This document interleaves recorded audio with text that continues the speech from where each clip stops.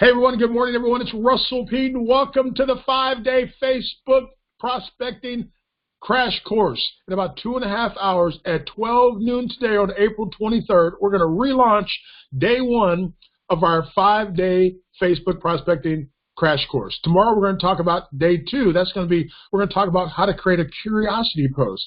Day three, we're going to talk about how to set up your Facebook profile for maximum exposure so people will want to find out more about you and your products and your services.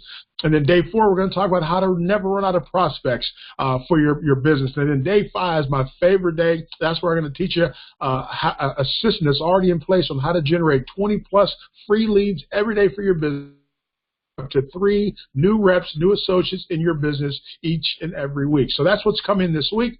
But I've got a little special bonus for you right now. So just click the link below and access this incredible Facebook blog post that I came across. It's on a great community that I'm a part of called MLSP. It's a great post to kind of get you ready for this week, get you thinking about social media. It's got a lot of important tips and ideas to help you get ready to leverage social media, especially Facebook, to help you build your business. So anyway, click the link below to access that post and get more details on that.